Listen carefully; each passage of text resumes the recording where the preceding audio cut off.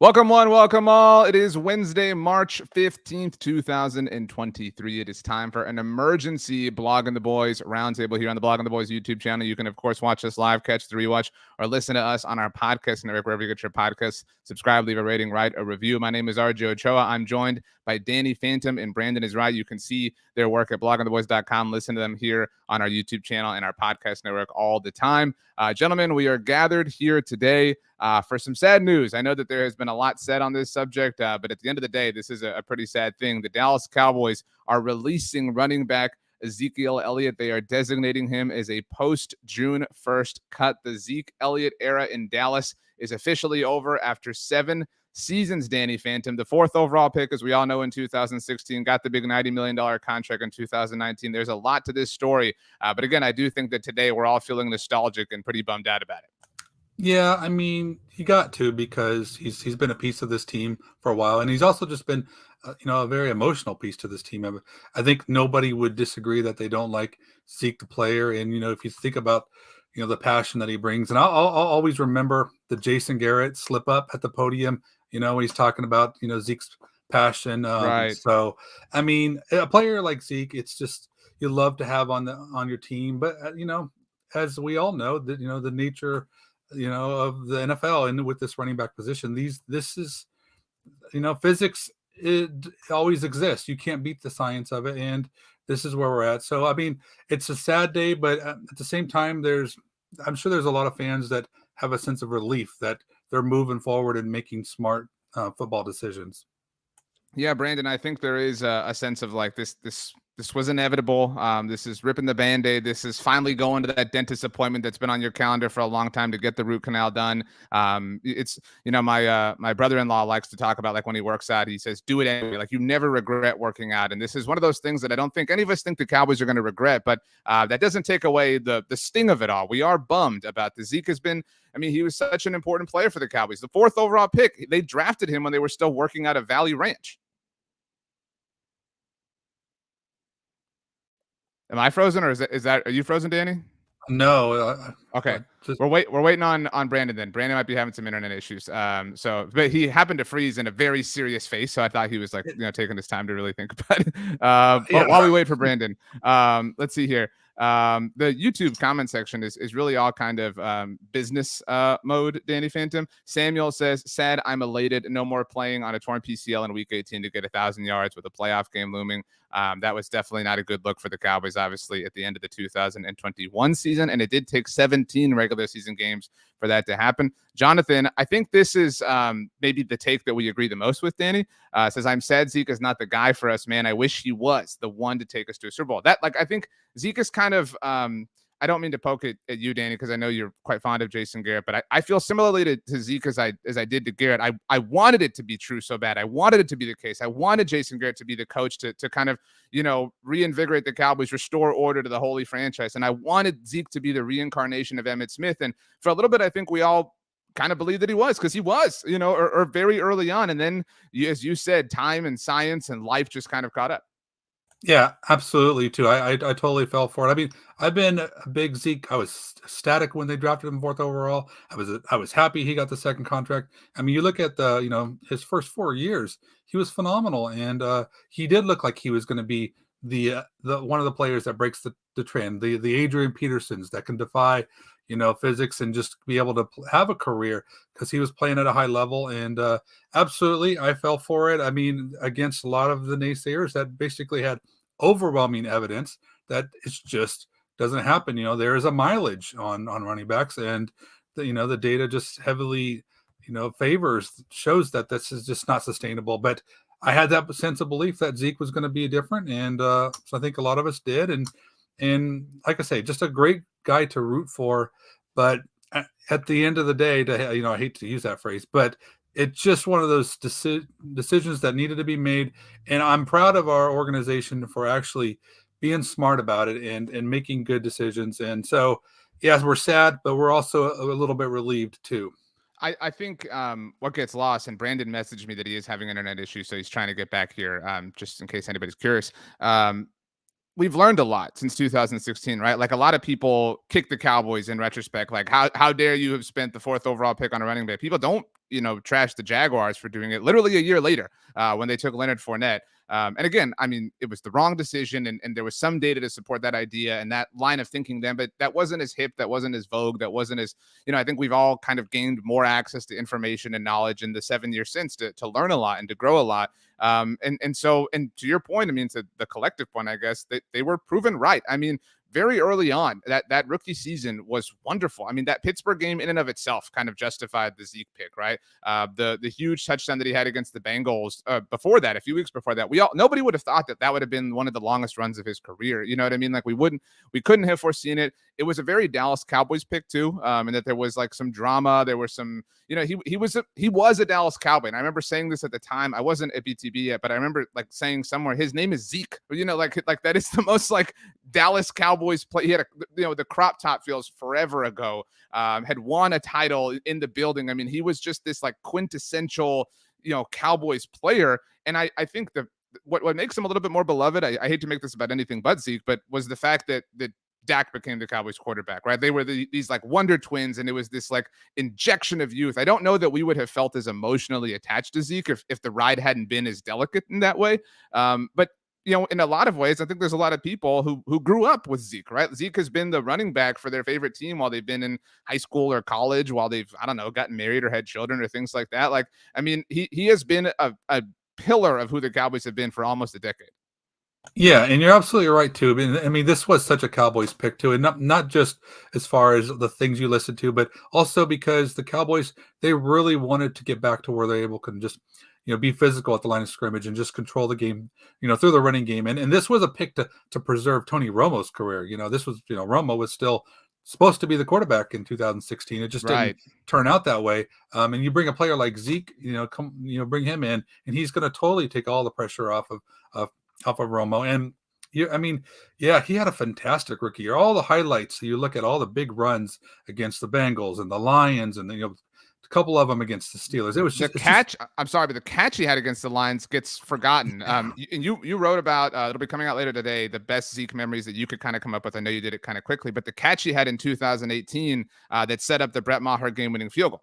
Yeah, that wheel route that he ran. I mean, right. He made so many clutch plays to for this team, and that's the thing about Zeke that I hope that we can at least all cherish about it, is because while he's a running back that has a shelf life, he's a player that gave it everything to this team. He's so passionate about winning. He's so physical. He will go out there. He'll lower the shoulder. He'll do everything that you ask of him to go out there. He'll make catches, and he'll pick up that block, on the blitz. And he's just one of those do-it-all players. And even though like his yards per carries, went down, look at his touchdowns. It just shows you what kind of physical presence he had at the goal line. And Elliott's just one of those players. It's easy to root for because you love the guy, and he just pours his heart out, for the team. And I mean, how can you not like that as a fan? Brandon, looks like you're back and the internet is stable. That was really dramatic how your first question, you just like kind of held us there for a little bit. If anybody, by the way, heard a little bit of a noise, I told these guys my son is asleep and I've got the baby monitor here. So we'll see how things go there. I might have to duck out for a moment. But Brandon, you're a little bit younger than Danny and I. Yeah. And so I imagine Zeke was drafted when you were at a really impressionable age. And he's obviously kind of been, the heartbeat of the Cowboys. They built themselves around him. And we can sit here and argue and be silly about the philosophy and philosophical idea of that. But I mean, that changing is a difficult thing to accept, even as predictable as it has been for 2-3 years now. Yeah, it definitely is. Zeke and I, with our adult careers, have kind of been tied to the hip, mostly because we're around the same age, but also when he was drafted, I was finishing up my first year of college. So it's like, we were both experiencing this new way of life, this new era of, becoming something better than what we were. And yeah, it was really upsetting to see something like this, mostly because, again, when I have my fan hat on, taking away the journalism hat, this really is an end of an era. I've said this from a couple of shows that we've had during the season. And at the end, when we're talking about, okay, where does everything stand with the Cowboys and moving forward? And it was, I couldn't see Dak and Zeke without each other. And to me, now that that's sort of away, where does this go? And I think, and I don't know if you talked about this, Danny, with you and RJ, but when we were sitting here last night talking about on the roundtable how awesome this was to see the Cowboys finally making these moves, And then now Zeke isn't a part of this. You see Stephon Gilmore coming in.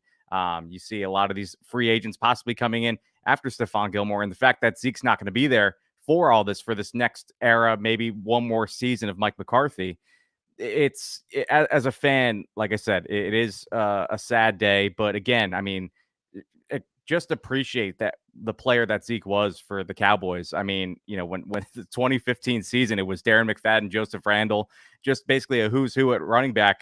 Turbin, I think, the former cast-offs of the Seattle Seahawks championship. You had these guys come in that were really just a rotation of guys, and that's it. And then Zeke comes in and then injects the franchise. And you think about if they drafted Jalen Ramsey opposed to Zeke Elliott, maybe they didn't have that instant success right away. Because, yeah, Dak would have been maybe the guy at that point, but without having a running back to lean on, like that helped him out more so than anything. So I think Zeke really was the heartbeat and the reason why the Cowboys had success in 2016 and maybe I'm the curse. 2018. Yeah, exactly.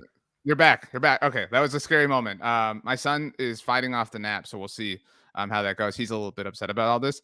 Danny, I don't know if you saw this tweet was making the rounds. I saw our friend John Machota tweeted it out. Aaron Rodgers had his Pat McAfee show appearance today, and effectively finally confirmed that he's not going to play for the Packers anymore. His departure, whenever that becomes official, will make Dak Prescott the longest tenured quarterback in the NFL.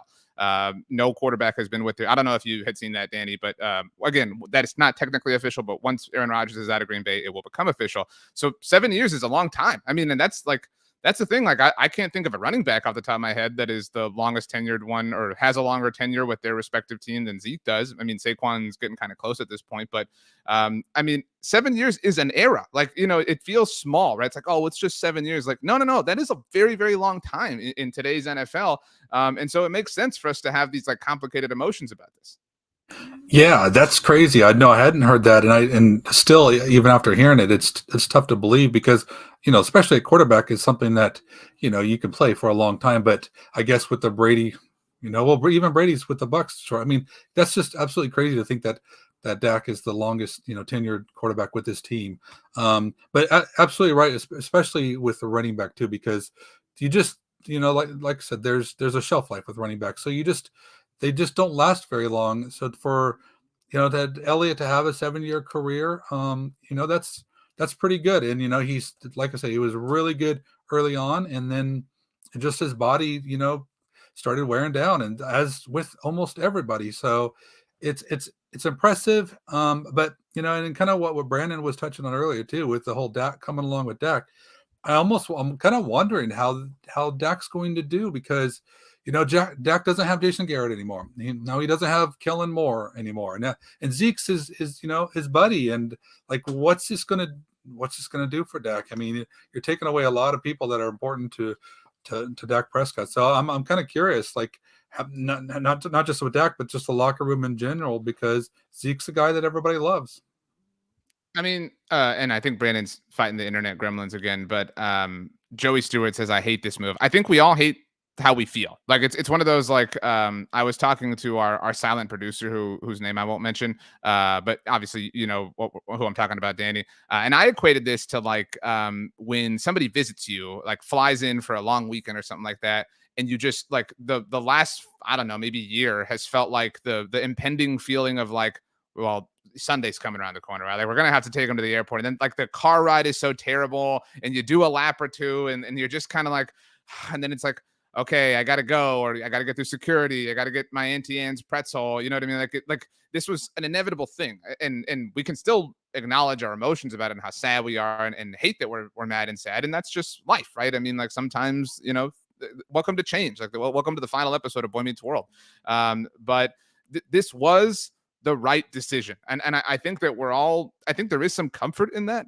And I think that there's an extreme amount of comfort. I had said this in the offseason, Danny, and I certainly am not, taking a victory lap today, but that this would feel like Mike McCarthy's Walter White post Gus Fring, I won phone call, right? And I know you're not a McCarthy guy by any stretch, but this does feel like the Cowboys are finally acknowledging that's not the way to do this, right? Like, we did it, we tried it, we did it that way, and sure, we came close, we flew really close to that sun, but we haven't been operating as an efficient franchise. And it does feel like this is as obvious as it is, a sizable step in the positive direction for them as a functional football team.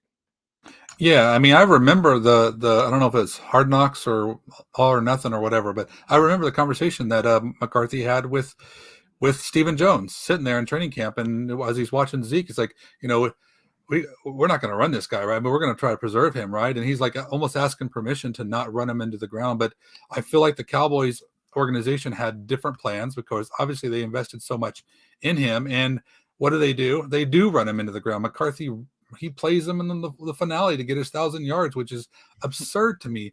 But yeah, it is an end. And I feel like, the Cowboys, they have a good feel for what this roster is. And even as hard as it is, and I'll honestly say, and how much I love Zeke and have always loved Zeke throughout his entire career. I'm glad that he didn't take a pay cut and we were able to keep him around and keep the morale, whatever. But because I just don't think it's productive for the Cowboys to continue to give those touches to a running back he is just worn down. So I'm sad for Zeke gone, but I'm excited that the Cowboys are going to have, they're going to have Tony Pollard. We got a great rookie class of running backs coming in. I'm excited about what their running game can be next season. So, I mean, there's kind of two sides to this, but honestly, I feel we all expected it. And I feel relieved that they didn't go the pay cut route and that we're actually just going to have a clean break and then moving on to, the post Zeke era.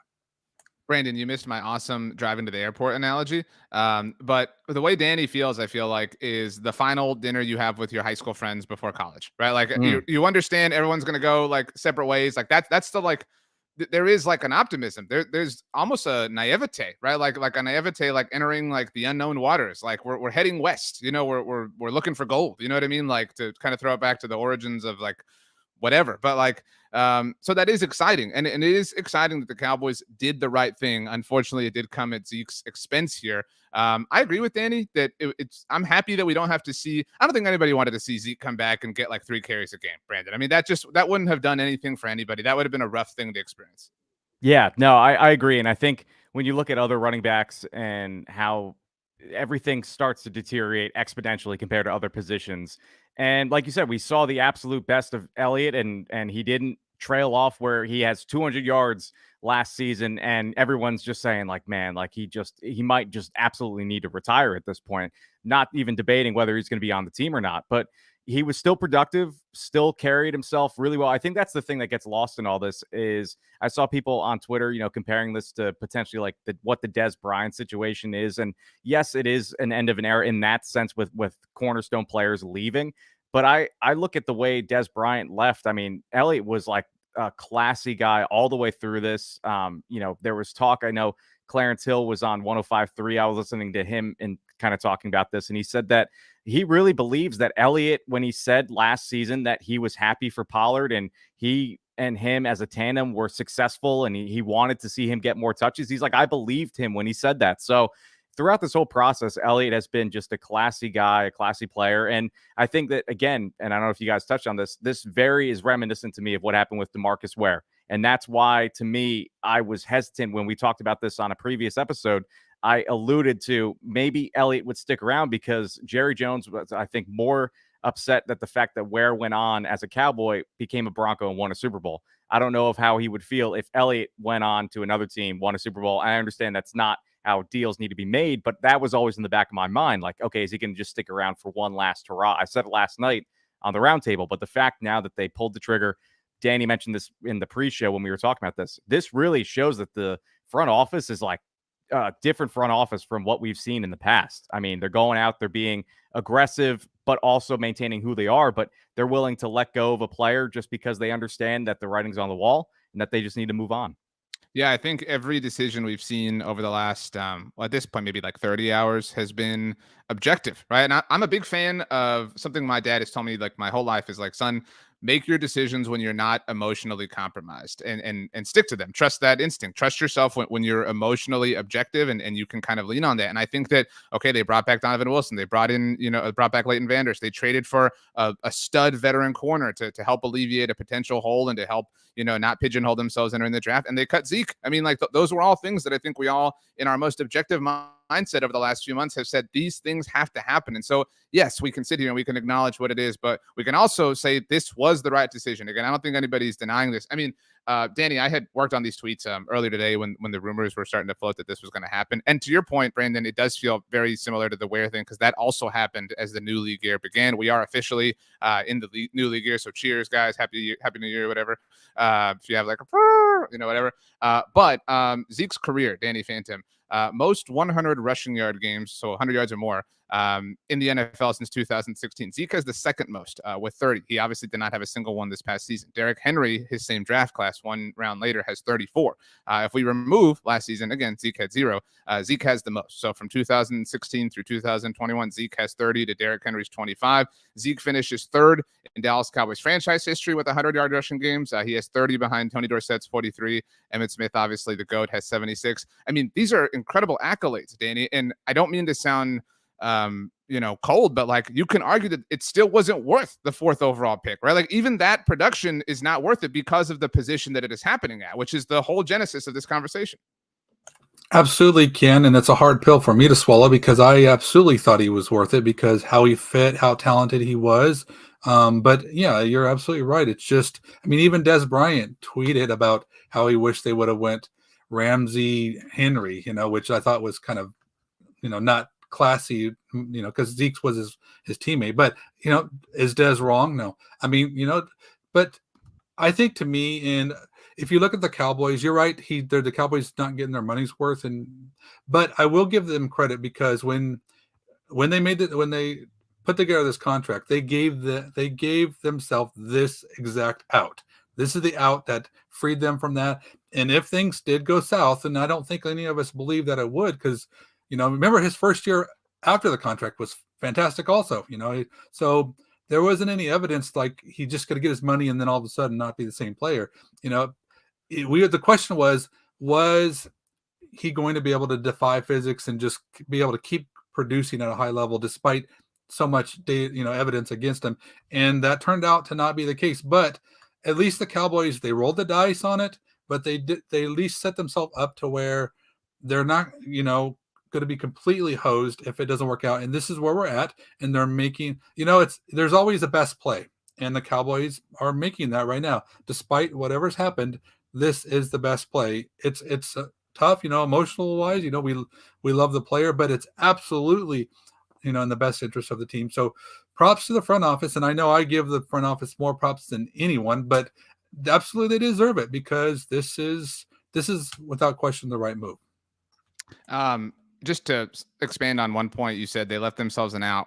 That is an important note just with regard to the future. They left themselves an out for Amari Cooper's deal after 2 years, and they took it. They left themselves an out for Ezekiel Elliott's deal here in 2023, and they took it. When they leave themselves an out, they're leaving it for a very, very specific. They don't leave the emergency hatch to like sit and chill. They are designing it that way because they obviously envision needing it. Brandon, I don't remember if you were here or not, or if the internet was getting to you at that moment, but Danny mentioned the Dak Prescott effect on this. And I think everybody's going to have a question of like, what are Dak's thoughts? How does Dak feel? They've obviously been ride or die, 2-1-4, blah, blah, blah.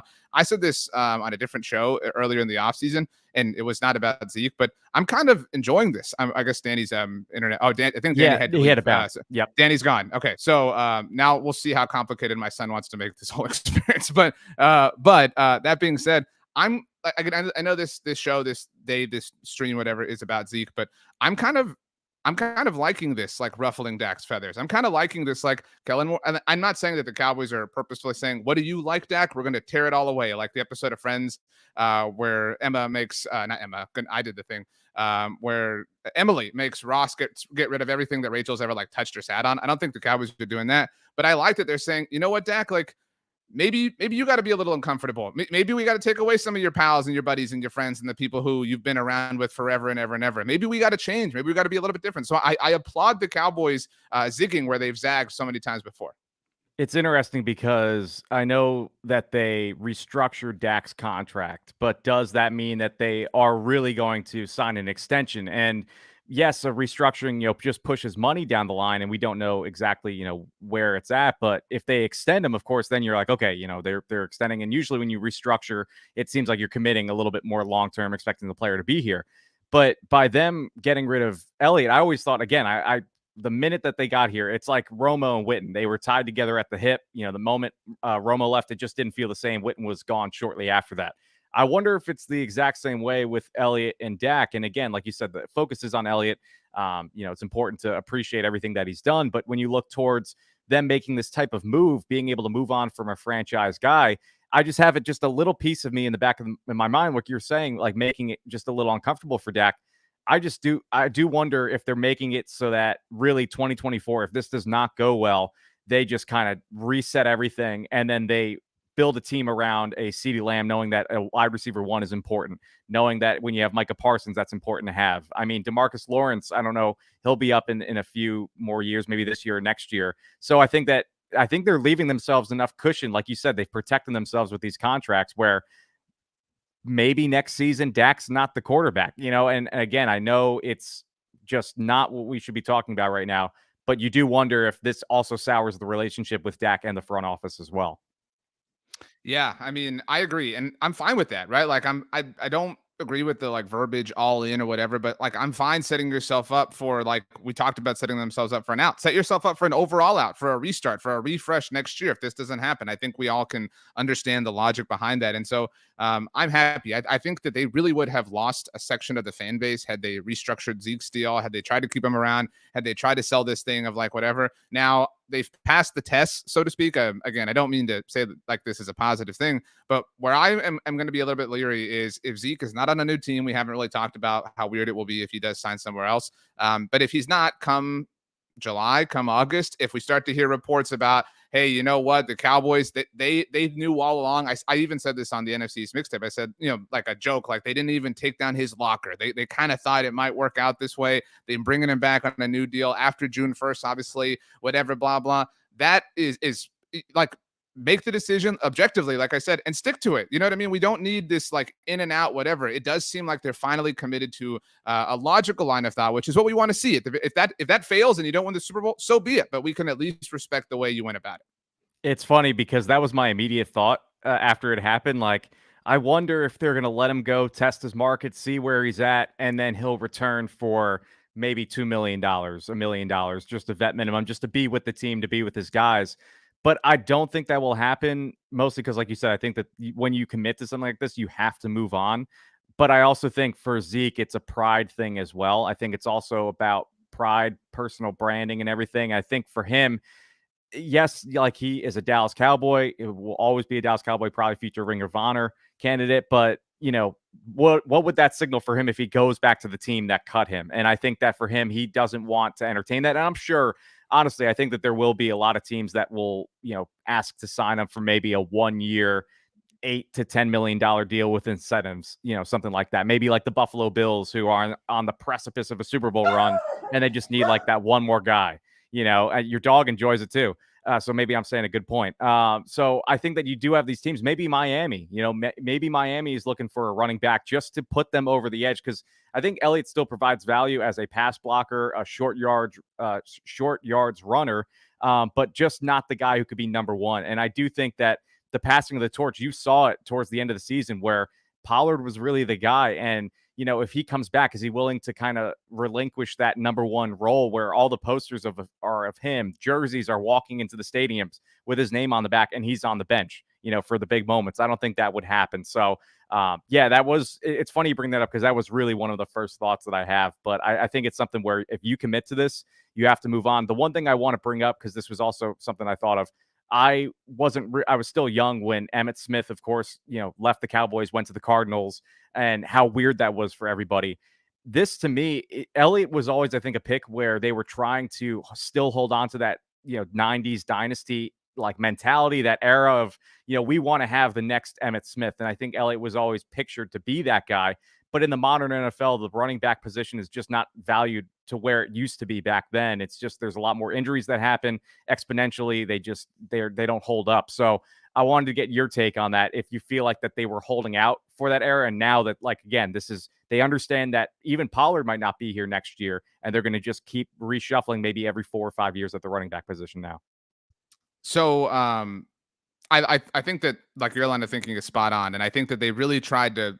I mean, I guess recapture is the right word. I mean, and they did. They kind of almost did. Like, and I think they kind of stumbled into that with the drafting of Zach Martin. It was like, okay, well, like, now that we have 4 Infinity Stones, like, we might as well get the 5th. You know what I mean? Like, that's how it kind of felt. And I've never seen this movie, but I've seen clips of it just on social media and stuff. Have you seen the movie Friends from College with Kobe Smulders from How I Met Your Mother? No. So it's a movie. I presume it's about friends from college that are older, and I don't know if it's like mid-30s, mid-40s, whatever. And they go to, like, again, just based on what I've seen, it looks like they go to like some tropical resort, and it's like, living the good times, whatever, acting the same way. And again, I presume that throughout the movie they experience, like, hey, turns out we can't, like, go as hard, or whatever the case may be. Like, turns out the days and the times of 20 years ago are 2 decades ago, and so we have to kind of adjust. And it kind of feels like that's what we've seen, right? Like, it worked out, right? Like, night 1 was great. You know what I mean? It was like just like old times. But then, reality caught up to them, and it turns out you can't win that way in the NFL. So I would like your thoughts on my friends from college analogy, but I'm going to take them far away while I go put on super simple songs for my son. You got this. And please don't fail us, internet. Yeah, I think really it's interesting because you did kind of bring up a really good analogy where this really does feel like that they tried to recapture a lot of what used to be successful. We're going to run the football while the modern NFL, the passing game is starting to elevate itself. And I think we saw that there were all these teams that were advancing on their offensive side of the ball. And the Cowboys were like, no, we're going to still run the ball. And that worked for a little bit. But then, last season, it was a nice balance of pass, run. And with Mike McCarthy talking about running the ball, it's like, man, is this really what we're going to do again? And I don't think it'll be the case. It's really, and I see DC65 with the comment, he says that the wide receiver by committee wasn't worth a darn. I agree. It's like, well, if we have Pollard and we have Elliott, we don't need a wide receiver. We don't need an Amari Cooper. But I think you see now where it's just you can't rely on that anymore. If you have one running back, 2 running backs, preferably, you have one that's a little bit more the electric player, can kind of do everything. That's what you have in Tony Pollard. But you need wide receiver help. That's the way that the league is turning. That's the way things are going. You saw with I know it's a little bit different, but you have the Philadelphia Eagles, the Kansas City Chiefs. These are both franchises where they said, yes, we are going to run the ball, but that doesn't mean we're not going to give our quarterbacks help at wide receiver. And I know Patrick Mahomes, he's the outlier, but they said, well, we're not going to give him nothing. We're going to, trade for Kadarius Toney. We're going to sign MVS. We're going to sign Juju.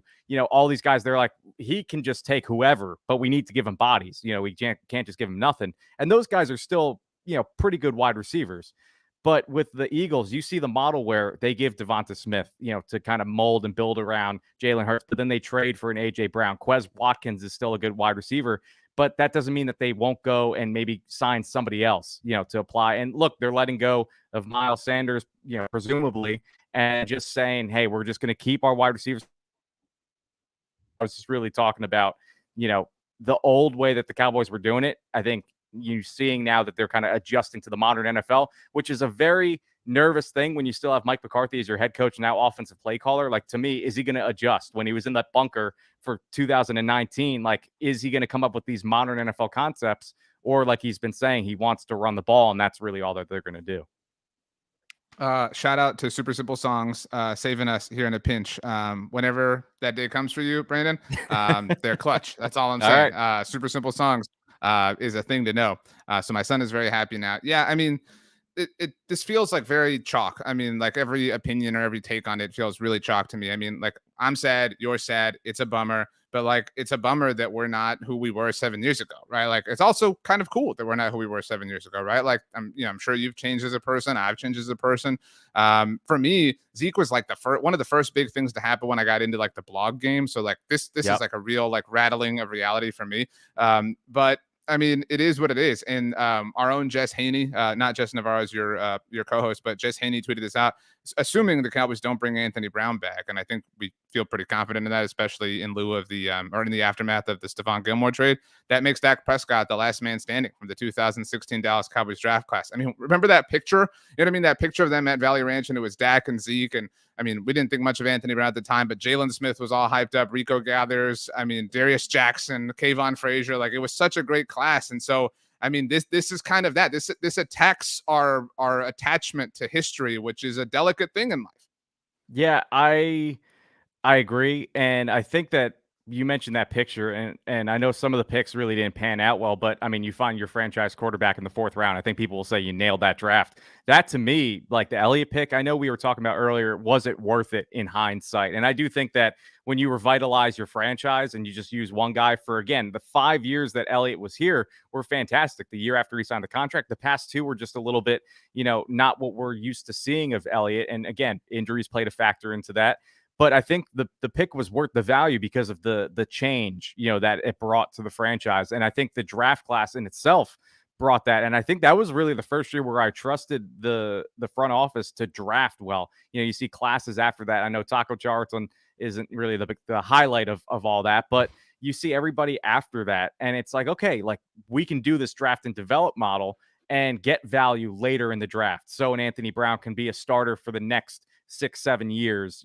Dak Prescott can be the quarterback for the next 6-7 years. Dalton Schultz could be a franchise tight end that will end up getting a franchise tag in the 4th round. So I think that you're seeing that the Cowboys are trusting this model, and they know that when it comes to drafting the 1st round now, Elliott was sort of like the last piece of, okay, we're just going to take whatever. We're going to take the flashy pick. We need a running back. But I think now you're seeing this model where they want to take best player available for whatever position. And I think when you eliminate Elliott from the roster, that does open up the discussion. If Bijan is there at 26, like the Cowboys might have him as one of the top 5 players in the draft, but value of a running back might push him down. They opened up every single avenue to take whoever they wanted in the draft. And I think that's what they've been doing all along. That's what they've shown to do. And I think that draft class really was the signaling of, okay, this is what they're going to do moving forward. I agree. I mean, 100%. And I'm super pumped. I have never felt this confident in their ability to run the team. No pun intended, given that Zeke is a running back. And, there was a tweet that we just retweeted from the side account right now.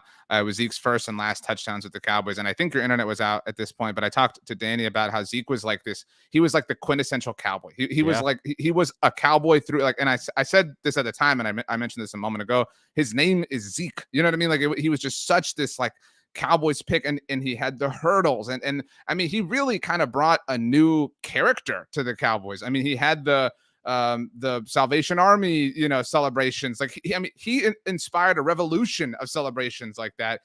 So he had these like creative juices that I think really melded with the brand of what he played for and who he played for.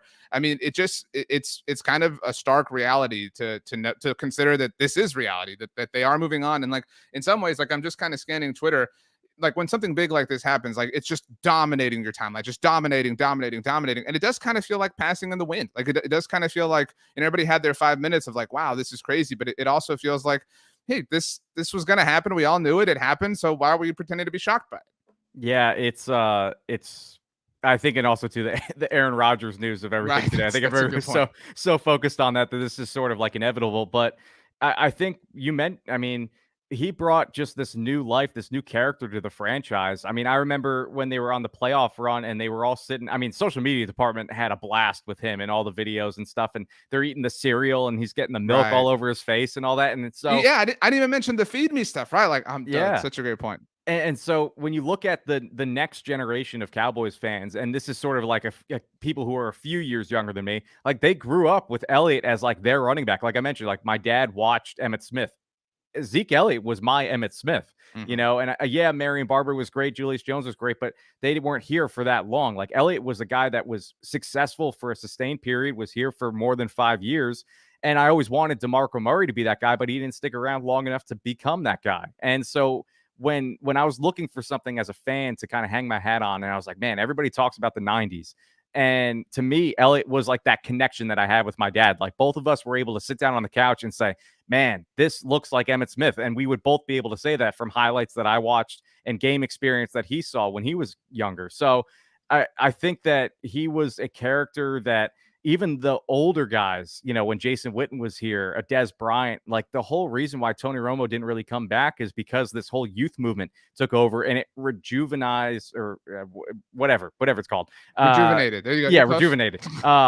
So I'm not, I guess I'm a writer, but not a good one. But it really took the franchise and everyone's like, man, like we can do this. We can go on this playoff run in 2016 and be really good. And this is going to be our future. And I think that when you see the franchises of the Cleveland Browns, the New York Jets specifically, like all these franchises that don't really have success, the Detroit Lions, like be appreciative of what we had at the time. And it's like, yes, it is an end of an era, but it's also an end of a chapter that was great. That, yeah, it was Cowboys on again, off again with the playoffs, but at least to be in the playoff conversation every other year or back-to-back seasons like the past two years, Elliott played a role in that. And if he wasn't here, I don't think that we're having that conversation. I love that point. Zeke was this like portal to the past. You know what I mean? Like he was and I think for many, like for the Cowboys at least, for the brain trust of the organization, for the Joneses who obviously directly experienced the success of the 90s, he was I forget what it was called. But you remember in Harry Potter and the Sorcerer's Stone, the mirror where it allows you to like see like what you want the most or whatever. Yep. And Harry sees his parents and like Ron sees himself as like Quidditch captain or whatever it is. Like Zeke was that mirror. Like Zeke allowed them to see themselves like handing him the Lombardi as like, all of what they did in their greatest days, like, brought back to life. And so it's wild that we talked about this, like the Dak factor is such an important part of like the Zeke story. The youth thing was unstoppable. And that's why, they had to move on from Tony Romo. It just, they truly could, like Dez was still young enough to where he could, he was allowed to kind of be a part of it. And Witten was the cool old dude, but like, because Romo was the quarterback, there was just no room for him in the clubhouse. And so, I mean, ironically, he headed to the clubhouse, like on the golf course of all places. But, and so like, I think that's part of the like stark reality is that like time passes, like now Zeke's gone, Dez has been gone, Witten's been gone. So like, you know what I mean? Like in the blink of an eye, Dak, and I know people will say whatever, but like Dak will be gone and we'll have to start this whole thing over. I think the biggest regret will always be, like you kind of mentioned, that Zeke never got a Super Bowl. Like I would have loved to seen him in that sort of setting, the press circuit that would go around throughout the week. Because again, I mean, when it comes to the media, like he's a really decent interviewer. Like a lot of these guys, they could be, just you get nothing out of them, and they give you nothing, and it's like, well, that's fine. But in 2016, he was throwing candy at Dak during his interview and stuff. Right. Like he brought like this personality and was always good with the media.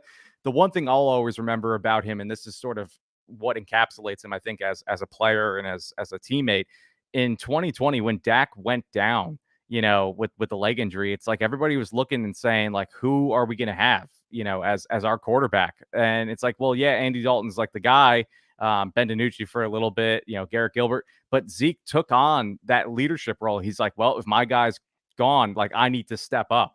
And you don't really hear that as much from a running back. But I think with Elliott being the 4th overall pick in his draft class, being the guy, the feed me, all that stuff, he took that on. And I thought that season, he held them together as much as he could. And then the next season, Dak came back and they had success. So I really appreciated that as a fan and as somebody who watched the team where everything could have fallen off at that point. But the fact that he was there and kind of kept him afloat, I think the team rallied around him. I think he kind of took, whatever they were doing in stride as a leader. And again, like that's the type of stuff that defines Elliott, and we should remember that. Yeah, I always I mentioned Roma a little while ago, and obviously, the photo of Zeke taking the one hand off from Tony in the Seattle preseason game is this like, it's like it's on the back of the Declaration of Independence or whatever. Like it's this like iconic moment in history. But something I remember is when Romo had his fantasy football convention that couldn't be in Vegas when they had it in Arlington. I went that first year. And that was the first offseason after Zeke's, incredible rookie. I mean, at the time, like on top of the world, like, every interview, every person wants a piece of Zeke, and he was there, right? Like, and he was kind of this guy who was always there to like help promote his teammates, like use his fame to magnify, those around him. And like, I know you do, but like, if you ever pay attention to like his Instagram story or his retweets, like he's always boosting, you know what I mean? Like his teammates with lower profiles, recognizing what his is and what he has to offer. And so he's just kind of been an amazing locker room presence. And I do think it's worth mentioning that the locker room will suffer for not having him. But obviously we hope that they continue to thrive. While we've been talking, Jerry Jones released a statement on the releasing of Zeke. We have put this up on an article, so it's out on our Twitter, it's out on our Facebook page, but I'm going to try to blitz through it here for you, Brandon, so if you can try to pay attention to all the words. But I talk very fast in general, but I'm taking it up a couple notches. He wrote Zeke, by the way, like not Ezekiel Zeke, like he's Zeke. Zeke's impact and influence is seared into the Cowboys franchise in a very special and indelible way. He has been a consummate professional and leader that set a tone in our locker room, on the practice field, and in the huddle. Zeke defined what a great teammate should be, and anyone that has ever played a team sport would be lucky to have a teammate like Zeke and be much better for it. His commitment and passion for winning is selfless, and the accountability he brings every day earned to the respect of our coaches, his teammates, and our entire organization. He wore the Cowboys star capitalized, with pride and purpose every single time he put it on, and we're a better franchise because of the example he set for veterans and rookies alike. That carried over into our community as well. With Zeke's generosity and spirit about giving and caring for others, we have mutually agreed with Zeke that the best decision for everyone is that he will be able to experience free agency, and we can increase our flexibility and options as well. This is one of the toughest parts of operating a team. Moments like this come, and extremely difficult decisions and choices are made for the franchise, for me personally, for players too. We will always have a special place and love for Zeke and what he means to our Cowboys family, both as a person and a player. That will never change. Man, I couldn't imagine what that conversation was like between Jerry and Zeke, because from all accounts, from what I've always heard from media personalities within the building, is like it was like a father and son relationship. Like those two were very, very close, and these conversations are never easy. And when you're the owner and the GM, like you have to wear both hats. I think that it's a very tough job, and people do forget that when it comes to Jerry Jones. But the one line that I love from that is anybody who ever had or will have him as a teammate will appreciate it. Like I just envision who Zeke was as a kid playing backyard football. Like he had that personality all the way through to where he was last season. Like he never changed. And a lot of these guys, they become sour after their rookie seasons. Like everybody's all bright eyed. It's like, oh, I'm in the NFL and this experience is awesome. He was the guy. He could have taken on that stardom role and like became arrogant and just like nasty and saying, oh, I'm the best ever type thing. He was never like that. He was always humble. He led the team, I think, within the locker room more than he showed, outward. I think that, he never was a big personality in the sense where he's not like a Jalen Ramsey type that we've been talking about over the past few days. Like Elliott always had a purpose with everything that he did. And you mentioned the community aspect, the community involvement. He's always been a proponent of that. And when you look at the brand of what the Dallas Cowboys are, I think that he, again, like I mentioned earlier, he took that and took it into the next generation as sort of like the baton, like what we mentioned. He really was the baton, for everybody. And Dak was along for the ride. And now Dak is sort of the one that kind of takes it and says, okay, I'm going to keep it going. And then you're kind of waiting to say, okay, who's going to be like this next wave? But yeah, I just envisioned what it was like to play with Zeke in backyard football. And I'm sure it was the same way it was last season too. I do think Zeke serves as an example. If you're somebody who criticizes NFL players for like getting the bag or whatever, like, look, like, you know what I mean? Like it can be over like that. And like, and I don't think anybody would dispute he hasn't been the same player. So it's not just that the team can make it over like that. Like your talent can fade and dissipate and just be gone. I mean, like we see that happen more visibly with quarterbacks, like, their arm just falls off or whatever. But Zeke almost overnight went from being this electrifying running back to just a dude, relatively speaking, of course. And so if you have an opportunity, cash in, you know what I mean? Like cash in, because that never came again.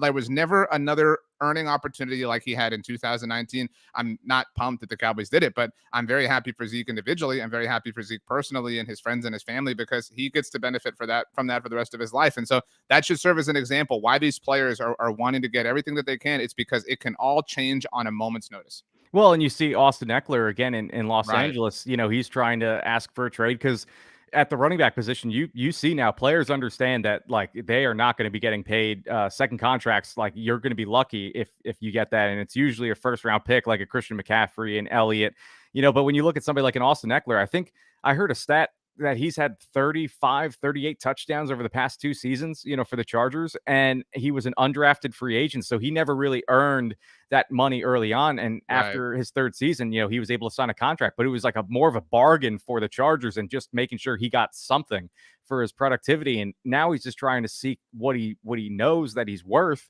And he's still a good running back. But when you look at his age, where he's at, it's like, what is another team going to give him? Like, are they going to give him a 2-year contract for maybe $30 million? Like, I don't know if that's the world that we're going to be living in at the running back position. Even the franchise tag, when you see where it actually didn't it dip in value from last season to this season? I don't remember what the price was in 2021, or 2022 rather, but the $10 million tag that Tony Pollard got, like, that is an absolute steal for someone like Tony Pollard, who not only brings value as a running back, but as a pass catcher. So I think that Elliott might be, and I don't know if Christian McCaffrey was after that, but you're going to see like these big contracts are not going to be handed out. So I'm all for players getting their money, but at the running back position, I think it's just like a tough reality now where you have to maximize early, make sure you can stay around longer, and really, if you can market yourself and use yourself as like a brand ambassador for the franchise, like that's where you're going to really earn your money. I agree. Danny brought this up on a previous roundtable. I don't know if you heard the point that the franchise tag for running backs this year is partly the Cowboys' fault because Zeke's deal is obviously factored into it, which is just a really interesting kind of reality. But whatever. I do feel like it's just it is what it is. They cut him, and there is some like. I think some peace to like, okay, it's done. You know what I mean? Like we don't have to kind of live with this looming, like, are they going to do it? And then like, hyperventilating and getting hypothetically upset that they didn't do it. So there is this, like, I think peace that will calm and chill over the fan base. This had to happen. And wherever Zeke winds up, it will be interesting. I do wonder if he'll have kind of the effect that we saw Stephon Gilmore have on the Cowboys yesterday, how like all the players were like pumped about him. Like, and you even said that you didn't realize that they like worship this dude. I mean, he's been around for a little bit. But I do think that Zeke will have that effect. If Zeke walks into the Bills locker room or whatever, I think there's a lot of people who are like, holy crap, this is Zeke Elliott. Like, we were watching you when we were in high school and we were in college. And so if the Cowboys can't win the Super Bowl, presuming Zeke is not on an NFC East team, I would love to see Zeke get it done the way we saw DeMarcus Ware. Yeah, there is some irony to this happening and this feeling very similar to that the same year that D Ware goes into the Hall of Fame. Yeah, that is actually an ironic point, and I mean, I think they did the exact same thing. It was like minutes before the new league year started. News came out that Ware was being released. But I do think when you see, and again, we learned more about the Aaron Rodgers situation when he went on the Pat McAfee show. I just think that you see the difference between when a franchise player leaves a team, how it can go. We did see it with Dez Bryant. We saw it with Tony Romo, but like, Elliott is leaving the Cowboys like with his head held high. Like I don't think, and we don't know what the conversations were had within the locker room, within Jerry Jones and Mike McCarthy, talking about this decision, but it really doesn't seem like that there's any bad blood right now. It's like, it's just, you come to a mutual decision. Like, I believe that when people say that, usually it's like, oh, okay, like how really mutual is it? But I do believe it here because I think Elliott, he was never a free agent, so he's able to test the market, go to a new team, maybe a destination that's beneficial for him and his family. Like, that's awesome. That's always a great thing.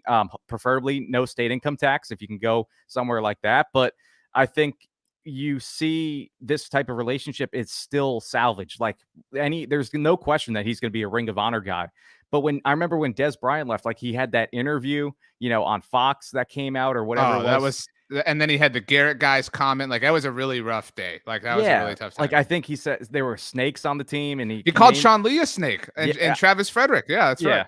And so you look at that, and that's not happening right now. And things might come out over the next few months, years from now. But just what I was hearing with Aaron Rodgers talking about how, he brought up the Jordan Love draft pick again, saying, like they drafted my replacement. And then he started with that. He could have just said, no, I want to go to the Jets, but he made sure it was a point to kind of, make sure that the franchise knew that he was upset as he was walking out the door. I don't think Elliott's like that right now. Like, I think everybody's just at peace, like you mentioned, and we're just moving on, realizing that this is the next stage. And I'm pretty sure, again, he's still pumped for Tony Pollard to be the dude next season, regardless if they draft a guy. Like, Tony Pollard is presumably going to be the number one guy. And I think that's awesome. And I think it'll be still great to watch Elliott perform well. I hope he has a lot of success. I hope it is a team that's in the AFC, preferably. Like, just get out of the conference. That would be awesome. Follow DeMarcus Ware. And I do wonder if he's going to have a conversation with like a DeMarcus Ware to handle this process and kind of take time to reflect. I don't know if he'll be signed right away. Maybe he wants to take a couple months off and then sign in training camp, with the team, see if injuries play a factor into upping his market value. But I think it'll be a nice chapter to see, not only for the Cowboys, but also Elliott as well. What uniform would he look coolest in? Like I remember during the draft, I thought he would have looked sick in a Ravens uniform. Like he would have looked awesome, like in the Ravens helmet. I'm kind of coming around to the Bengals uniforms. And so we'll see what happens there. The Bills, you know what I mean? Like, I don't know. I just like I said, I think warm weather is going to play a factor into this. Like, a lot of the guys, once they get older, I don't remember a lot of these running backs being in a situation like this where they're first round guys. But I know Darren McFadden, he wanted to come to Texas at an older age, and I don't know if that had a factor into, like, again, the no state income tax, but also warmer weather for most of the year. I just think Miami, with how they're set up right now, like, I know they re-signed Raheem Mostert, but if he's going to be like your flashy player at running back, I just think if you bring in somebody like that to Miami, again, when you're bringing in all these other guys like a Ramsey and whoever else they have, I just think that he would be a great short yardage guy. And then if they're playing the AFC East opponents in December, like, he is that guy to beat teams up, late in the season. So I think Miami is an obvious one. Kellen Moore, I don't know if he has any interest in bringing him back to the Chargers. I know if Eckler leaves, is Elliott an upgrade from there? I don't know. The one that I could see being a possibility, and I just think that because it's like, again, like that rough, type of running back room, is similar to Marshawn Lynch with Seattle. I don't know if they would want him to be like that guy for them. I know they have Kenneth Walker, so there's a lot of different possibilities. And like I said, I think that's why maybe he'll take some time. I know a lot of running backs haven't been signed in free agency. Miles Sanders, I think, is still out there, like a lot of the bigger names. And so who knows where his market value is right now. But like I said, no NFC East. Please I know Amari Cooper was talking with the Commanders. Murray went to the Eagles. Orlando Scandrick, I know he went to the Commanders too. But just don't go to the Giants, like just don't do it. I will say, I don't know. I'm very interested to see, like, kind of what the next few months have in store, where Zeke winds up. Because there was this like interest level in where Dez was going to wind up as well. And obviously they took some time, and then he had the unfortunate injury with New Orleans. That would have been so cool to watch. But again, the injury was just really unfortunate. Yeah. But I could see, if Zeke's not on the team, I could see a similar sort of thing that we saw with Dez. Remember, I think, was it a Beyonce concert that Dez was sitting in, like, Jerry's suite with, or something like that, yeah. And there were all these like chatters, or there was all this chatter that they were going to bring him back. Like, I could kind of see that story playing itself out. So no, whatever. But I want to throw this out here. Do you think he's just going to retire? Like, is this it for him?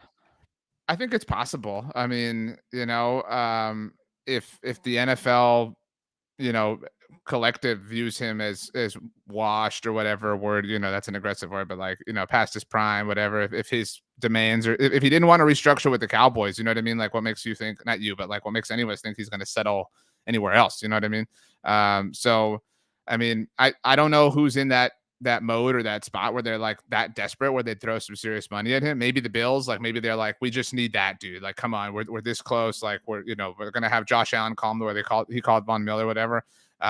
The Cowboys do play the AFC East, by the way, this season. So if he went there, that would be very interesting.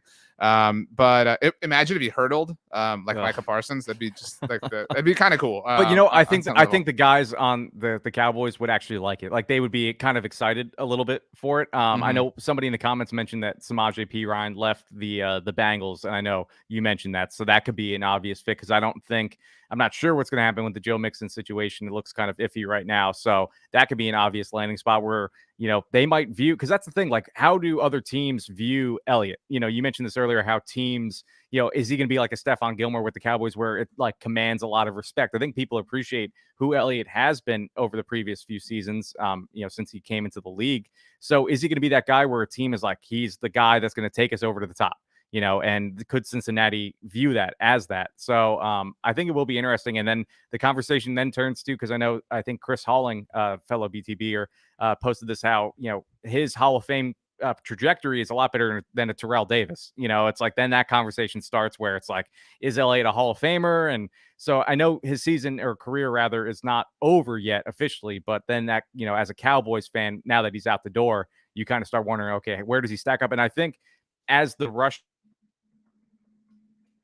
Tony Dorsett, Ezekiel, that is a great 1, 2, 3. And I don't think anybody would argue the order any other way.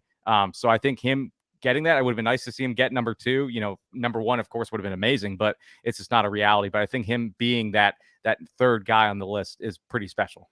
Agreed all around. Last thing before we get out of here, the Cowboys are clearly creating some salary cap space, and I don't think this is indicative of like, the DeAndre Hopkins trade or anything like that, but they had to they traded for Stephon Gilmore. Like, they have to make everything fit.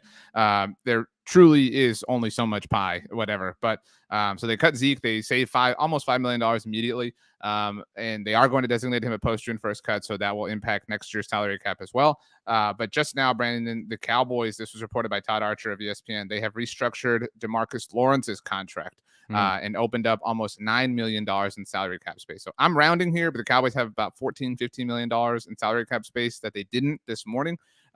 So he is fourth. They have done Dak's deal. They have done Zach Martin's deal. They have done Michael Gallup's deal, and now DeMarcus Lawrence. DeMarcus Lawrence's contract really is the one that keeps on giving at this point. They could touch Tyron Smith's deal if they want. That's really been the one that's been giving forever and ever and ever.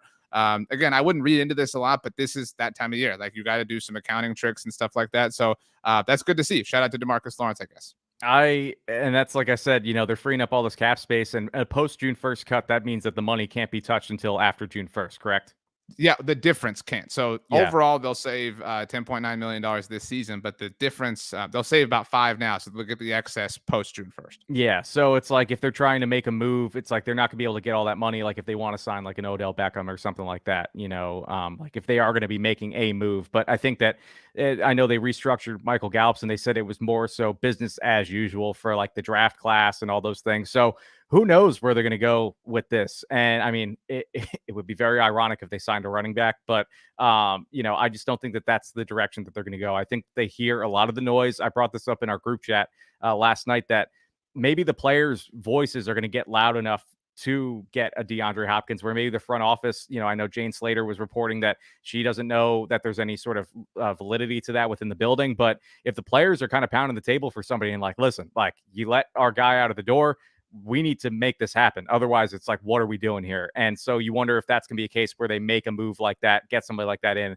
And then the Elliott, release feels a little less of a sting. But then again, he's not here for it. So you kind of just keep that in the back of your mind too.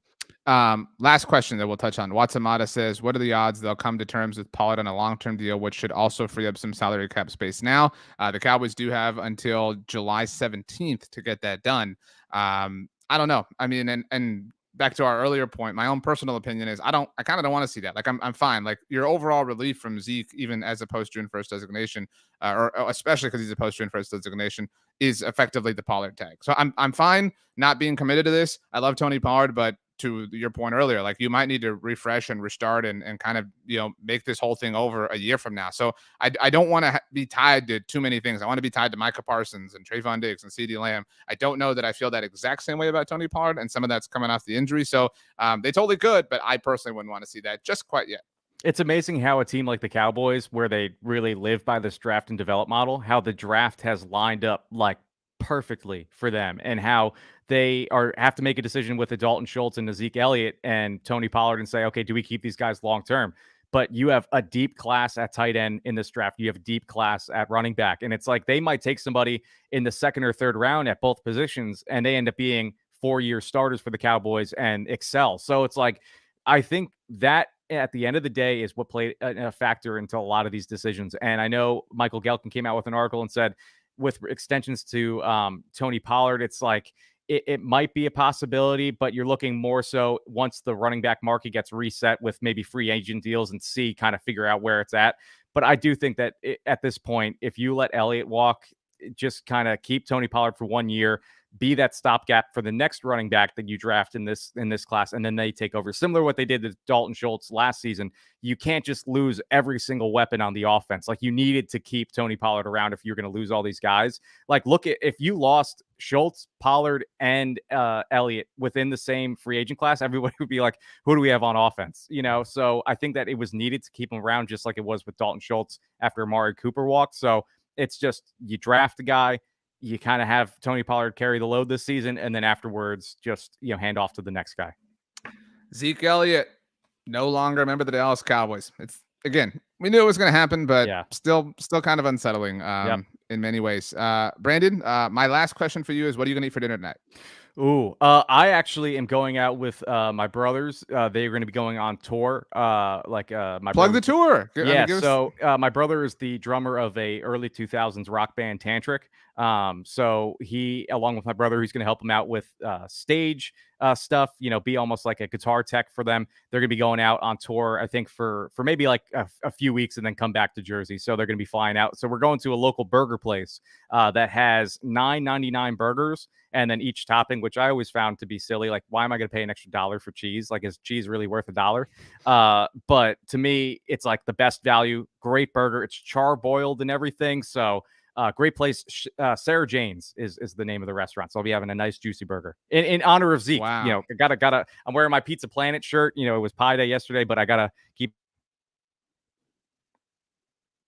Right. No, the Pizza Planet shirt, also appropriate, because I almost made the analogy of when Andy walks away in Toy Story 3 and Woody's with Bonnie and he does the so long partner, like this kind of, or in Toy Story 4 when Woody watches the whole gang walk away. You know what I mean? And Toy Story 5 is coming out. So, you know, hey. Yeah. I'm not down for that. Like 4 was a stretch.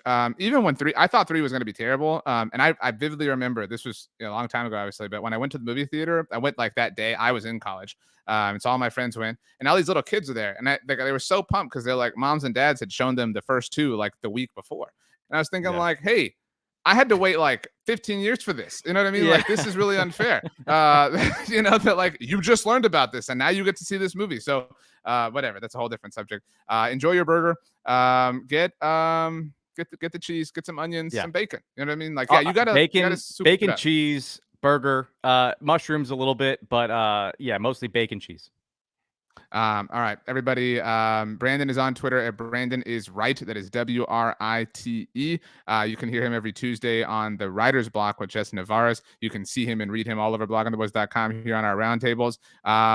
Let's go ahead and let's bounce. Give us one last word, Brandon. Feed me.